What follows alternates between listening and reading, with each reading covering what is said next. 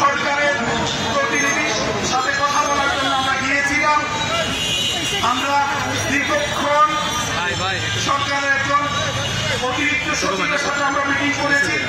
মাননীয় উপদেষ্টা তিনি সচিবালয়ে নেই এবং মাননীয় সচিব যার কারণে আমরা অতিরিক্ত সচিব যারা হুমায়ুন কবির স্যারের সাথে আমরা মিটিং করেছি। আমরা কিন্তু উচ্চ শিক্ষা জাতীয়করণ প্রত্যাশীদের পক্ষ থেকে আমাদের দাবিগুলো আমরা চমৎকারভাবে উপস্থাপন করেছি।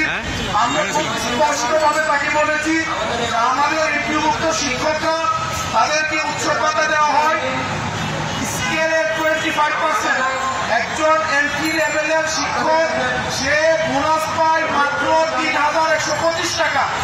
আমরা বলেছি দ্রব্যমূল্যের ঊর্ধ্বগতি এই সময়ে এত অল্প টাকা দিয়ে একজন শিক্ষকের পক্ষে কোনো অবস্থাতেই ঈদ উদযাপন করা সম্ভব না।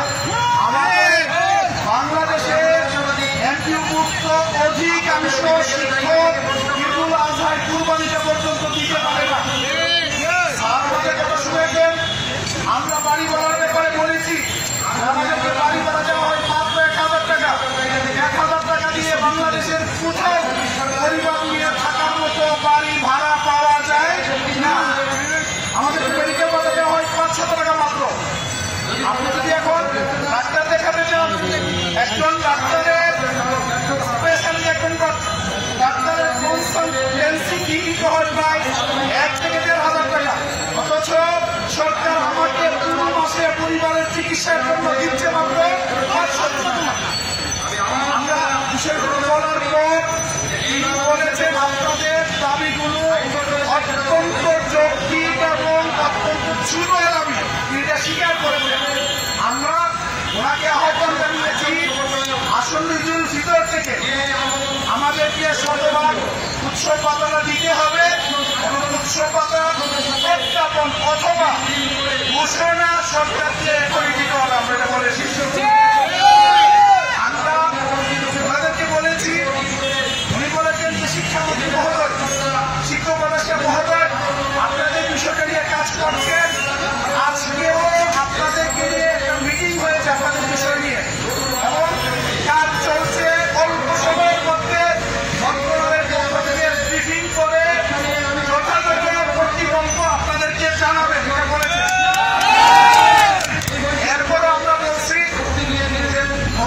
উপদেষ্টা মহোদয় আমাদের জন্য যেটুকু বৃদ্ধি করবেন বাড়ি ভাড়া, মেডিকেল ভাতা যেটুকু বৃদ্ধি করবেন এবং শতভাগ উৎসব ভাতার ব্যাপারে সিদ্ধান্ত নিয়েছেন, আমরা চাই প্রেস ব্রিফিং এর মাধ্যমে অথবা উপদেষ্টা মহোদয় নিজে অথবা সচিব মহোদয় এসে এখানে এমপিওভুক্ত শিক্ষকদের সামনে ইলেকট্রনিক এবং প্রিন্ট মিডিয়ার সামনে প্রকাশ্যে ঘোষণা করুক। যদি ঘোষণা করে আমরা সাথে সাথে প্রেসক্লাব ছেড়ে আমাদের শ্রেণীকক্ষে ফিরে যাবো। আমরা ওনাদেরকে বলেছি আপনারা যেহেতু আমাদেরকে দেখেছেন, আলোচনার দ্বার উন্মোচন করেছেন, আপনাদের এই আমাদেরকে যেহেতু সম্মানিত করেছেন, আমাদের বক্তব্য শুনেছেন, আপনাদের প্রতি শ্রদ্ধা রেখে, বিশ্বাস রেখে, সম্মান রেখে আমাদের আজকে লং মার্চ সেক্রেটারিয়েটের যে প্রোগ্রামটি আপনাদের প্রতি শ্রদ্ধা রেখে আমরা আজকে স্থগিত করলাম।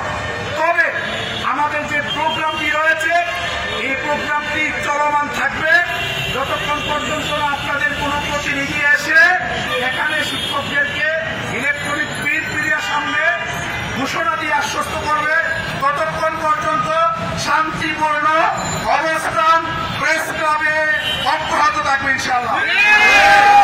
সংগ্রামী বন্ধুগণ, আপনারা প্রেস রিলিজ যারা পেয়েছেন আপনারা দেখেছেন, আমরা ইতিমধ্যে ঘোষণা দিয়েছি আজকের মধ্যে